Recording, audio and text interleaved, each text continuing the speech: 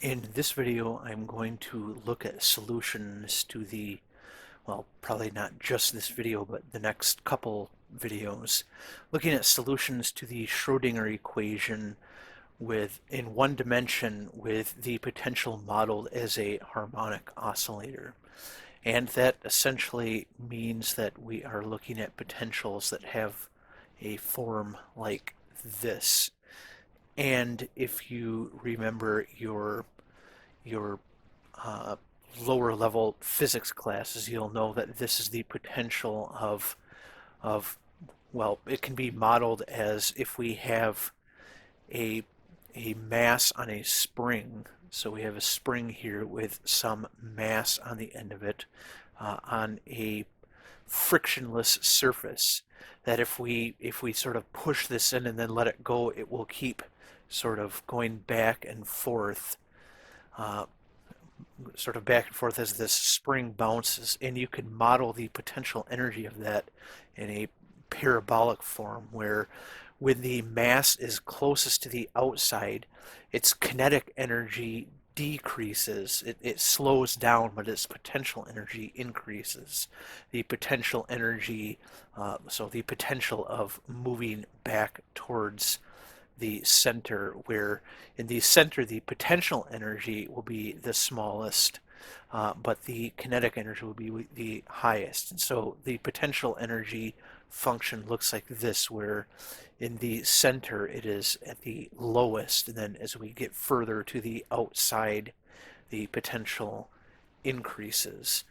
And so the K is the spring constant, and that is of the form, actually it's negative force per unit distance from equilibrium.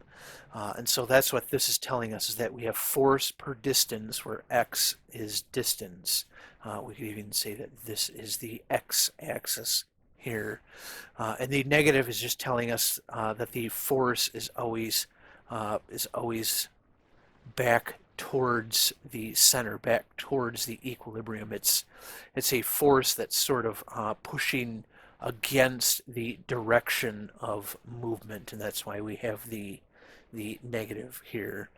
And so this equation obviously is a algebraic manipulation of this, which is obtained if we take the derivative of our Vx here with respect to the spatial dimension.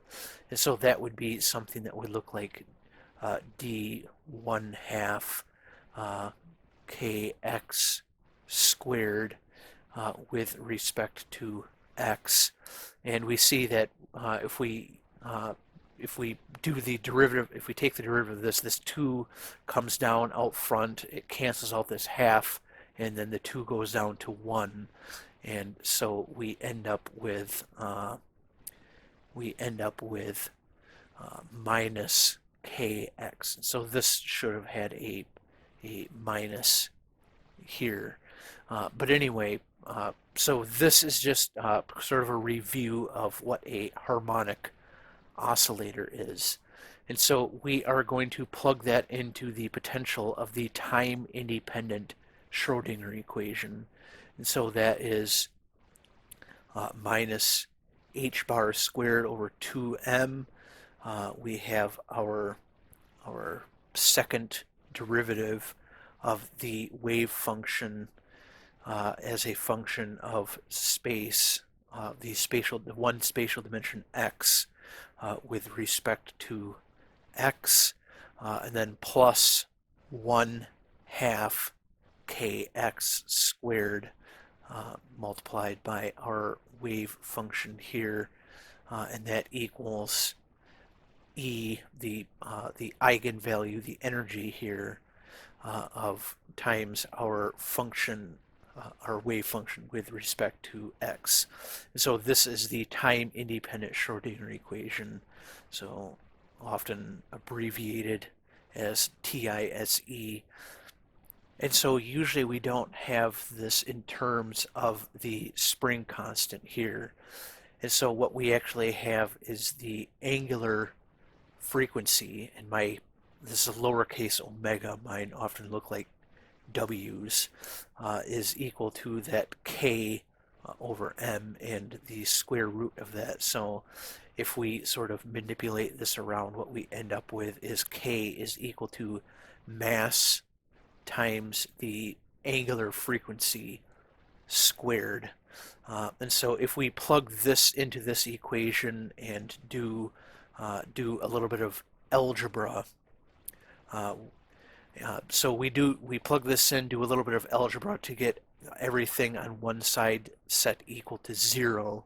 What we will end up with is we have our second derivative of the wave function with respect to x plus, and now we will have 2 times mass over h bar squared times our energy minus m squared omega squared over h bar squared times the position x squared multiplied by our wave function x equals 0.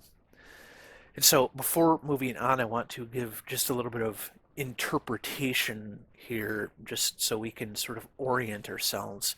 So the second derivative of a wave function, so a wave function being a function that will give you something that looks like this, or some form of a sinusoidal type wave. And so the second derivative of that is telling you about the curvature, the curvature of the wave. So the curvature of your wave. And so what that means is if you have something that has a long wavelength, then this has a low curvature, where if you have something that has a very high frequency or short wavelength, that this has high curvature. And so this is just telling us something about the curvature of the wave. And so it's telling, if this is low, then it's telling us that we have this long wavelength or low frequency, and if it's large, then we have this this high frequency or small wavelength. And then when we add this here, so what this right here is telling us is that this curvature, so this curvature goes up as the energy goes up, and goes down as the energy goes down, which makes sense if you just think about it sort of intuitively. Something that has high frequency has high energy, and something with low frequency has low energy. So the curvature, that's why we have this plus here, is going to increase as the energy goes up. But then we have this minus sign here, and this tells us that that the curvature, the curve, decreases as x increases, and it even increases as x squared. And what is x? X is just telling us how far away we are from the origin. So if we have our potential here, and this is x equals 0, and x squared will always be positive even if we move in the negative or positive direction. That's telling us as we move away from x equals 0 that the curvature is going to go down. So even for a given energy, so essentially what that's saying is we have our potential here. If we have some wave function that's high frequency in here, then its frequency will go down as we get into the higher potential, and in fact it will probably look something like high frequency in the middle that doesn't look real good. So it'll be sort of high frequency in the middle and then get longer and lower frequency as we get into higher potential. Then, in fact, as we get to the potential being higher than the energy, it will sort of exponentially decay. So we get high frequency inside, gets lower, and then as we get to the outside, it will exponentially decay. And so that is what this differential equation is sort of telling us here. And now for a little bit of bookkeeping type stuff, which is, if you've watched my differential equations playlist, you'll know I've warned before that this is extremely common in these higher level math classes and in quantum mechanics and things like that. And so we will define some epsilon here as being our energy over some reference energy, so that this epsilon here becomes unitless, and what we will have is our energy over 1/2 h bar omega. And so this right here is our reference energy. And so the omega here, which I might even say sort of omega naught here. So the omega naught is equal to the angular frequency of the ground state. So of ground state.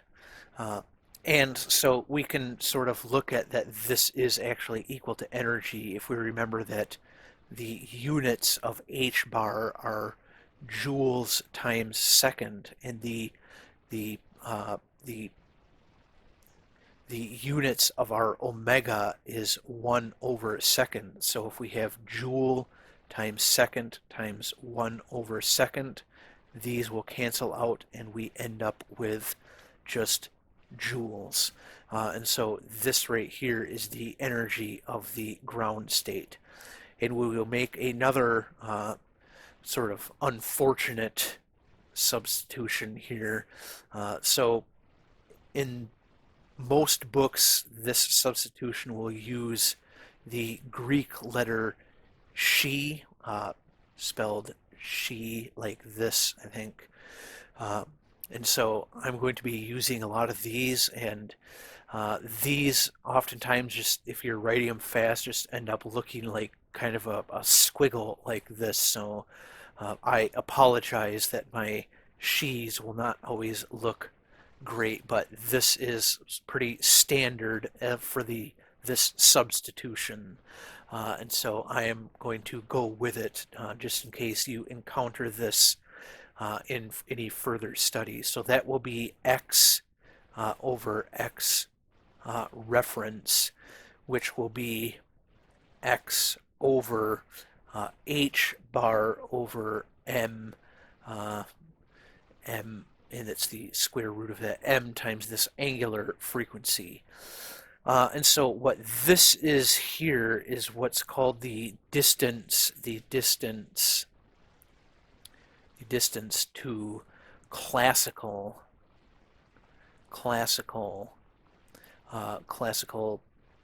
turn point. And so the turn point is, so if we have our potential here, the turn point is just the point at some energy level at which you end up hitting this this potential here. And that is, if we remember our mass on a spring here, it's the point at which, if this is moving this way, it will stop and turn back around towards the center. And so that's what this is representing. And we can also check the units of this. So h bar units, so joules is the units kilogram times meter squared over second squared. And remember that joules is times seconds, so this ends up being kilogram times meter squared over seconds. And in this case, we are dividing by mass times 1 over seconds. And so this, I guess I should use kilograms for mass as we're talking about units here. Kilograms times 1 over seconds. So this cancels out, this cancels out, this cancels out with this. We are left with our m squared. Remember, we're taking the square root of it, and so that is just meters. So this is meters, not mass, but meters, because we're talking about units here. And so this is going to cancel out the units on this x, which is also in distance. And so this xi also ends up being unitless. And so that's sort of what we wanted here, is our epsilon and our xi being unitless. And so then what that allows us to do is we can set our energy being equal to our epsilon here multiplied by our reference. And remember, we can do that because it's just multiplying both sides of this by the E reference. And so that will just be our epsilon here multiplied by 1/2 h bar omega. And we do the same thing with this. We'd have our x equals xi, and that is multiplied by our x reference. So that will be our xi here multiplied by the square root of h bar over m omega. And so then what this allows us to do is, if we have x, the change in x in terms of xi, once again, my x's are just going to mostly end up looking like scribbles. Sorry about that. Equals h bar over m omega square root. And so that then we can have dx is equal to h bar over m omega square root d xi, which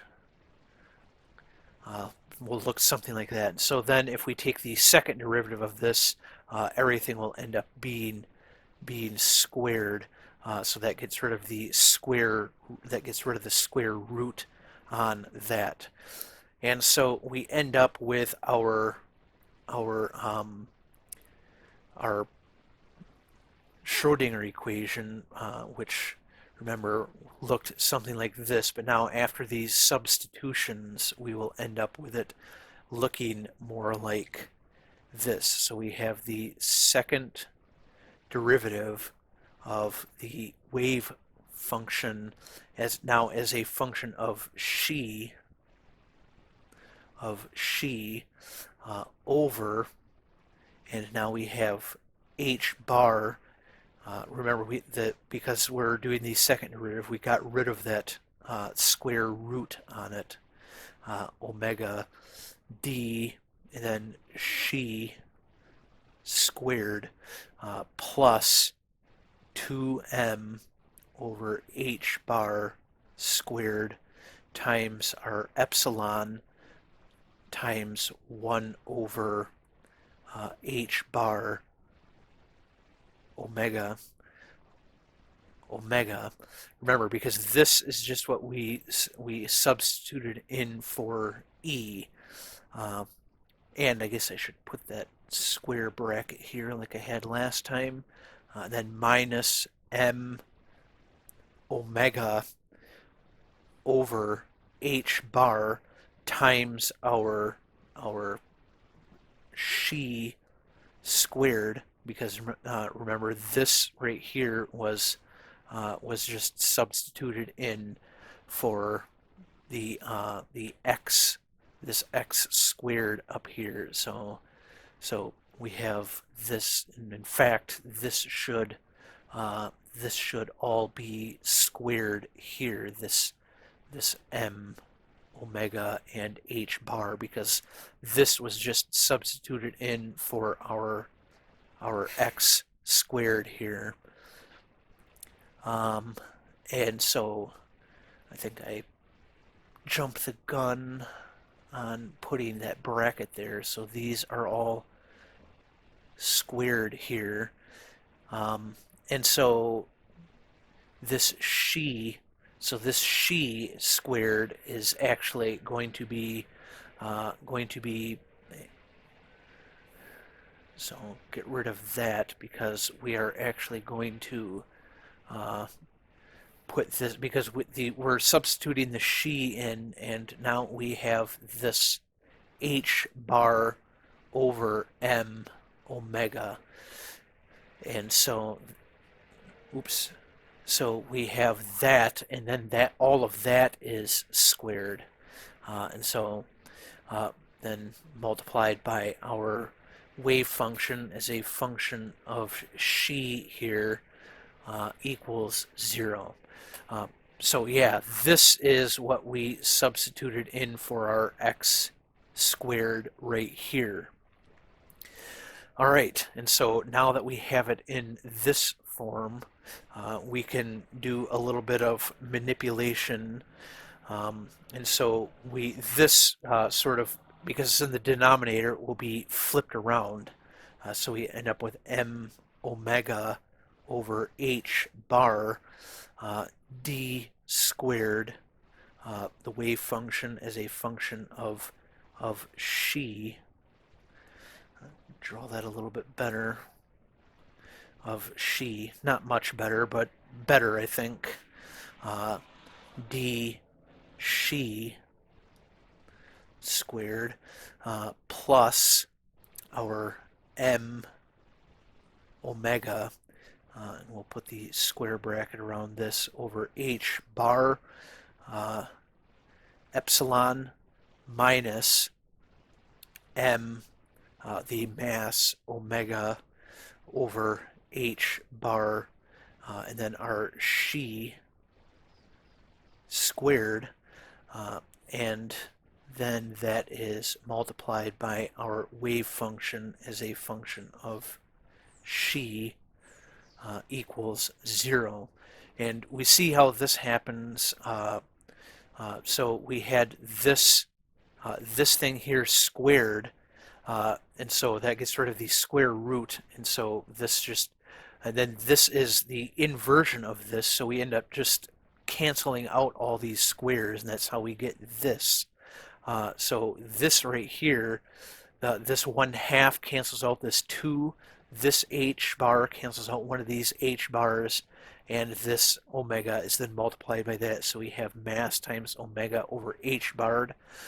This, like I said, flipped around because it's in the denominator, and so we see we have this m omega over h bar, m omega over h bar, m omega over h bar, which allows us to just cancel that out. So we end up with d, the second derivative of our wave function as a function of the xi over d xi squared, and then plus, now we just have our epsilon here, so our epsilon minus the xi squared times the wave function with respect to xi equals 0. And so we end up with this, which is pretty much, you can interpret it the same way that I interpreted up here. We have the curvature of the wave. The epsilon is proportional to our energy, and the xi is proportional to our distance from the center of the potential. And so we can interpret this the same way, where this is the this tells us the curvature of our wave function. This tells us this is proportional to the energy and proportional to the distance from the center of the potential. And so the curvature goes up with energy and down with distance from the center of our potential. Uh, and so this here, though, this is a differential equation that is known as a Weber, or that might be German, so maybe Weber uh, equation. Equation. And so this is sort of a differential equation of a known type here. And so it's known, it's because it's a known type, it has known solutions. So it will have solutions of the form g of x times h n of x.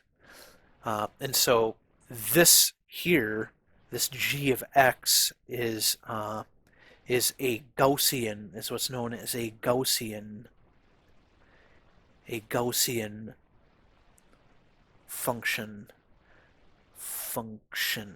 And so a Gaussian function has a general form that will look like, so our g of x will have a general form of some constant multiplied by e to the power of minus x minus b, so b some constant squared over 2c squared.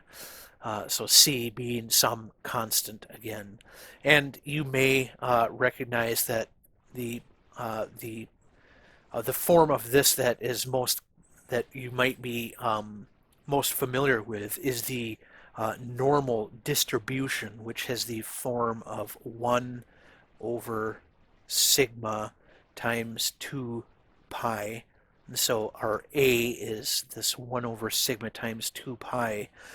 And since this exponent is kind of big, I won't write it in this form here. So minus x minus mu squared over 2 sigma squared. And so this is the sort of normal Gaussian distribution, which has that bell-shaped curve. So these Gaussian functions will often have this bell-shaped curve like this, where in this normal distribution, sigma is the standard deviation and mu is the mean or average. But I'm not going to talk too much about that because that's not what this video is about.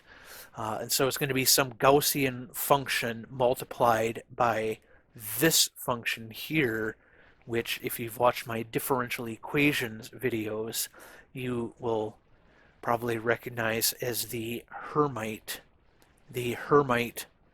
polynomials. And if you haven't watched my playlist on differential equations,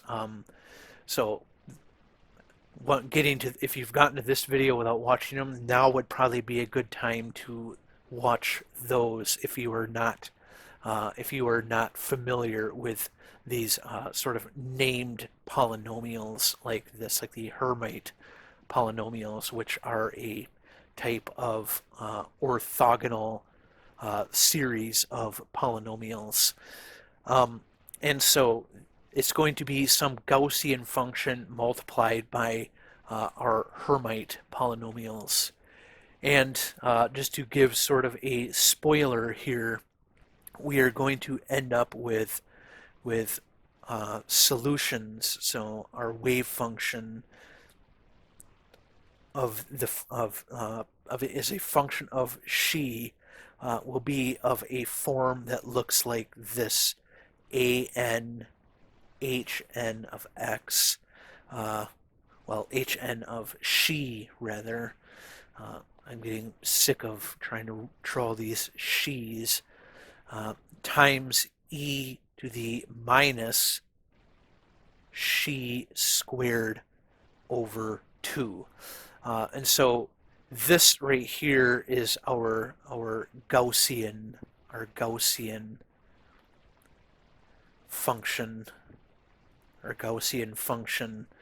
This obviously is our Hermite polynomials, and this here is just a normalization factor. And I mean, it's not arbitrary, but I will show in the next maybe one or two videos how we actually get this solution from this differential equation, which I will even circle here in blue. So we've gotten to this differential equation, and I'm telling you that a solution, that this psi as a function of xi is going to have a form that looks like this, which I will circle in green here. And so in the next video or two, I will show how we actually solve this differential equation to get a solution of this form. And so yeah, this video was pretty much just about getting to this form of the Schrodinger equation, which, if you remember, we wanted to solve the Schrodinger equation using a potential that looks like this. So the potential that is a harmonic oscillator. And so we plugged that into our Schrodinger equation right here.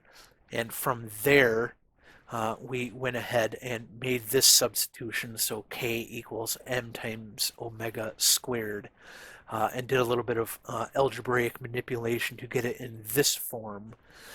Then what we did was made these substitutions with the epsilon and the xi, and from there we got it in this form. Then doing a little bit more sort of algebraic manipulation, we got it into this Weber equation form, so this differential equation, and that is sort of what we did in this video. So just sort of taking a step back and looking at the things that we actually accomplished in this video.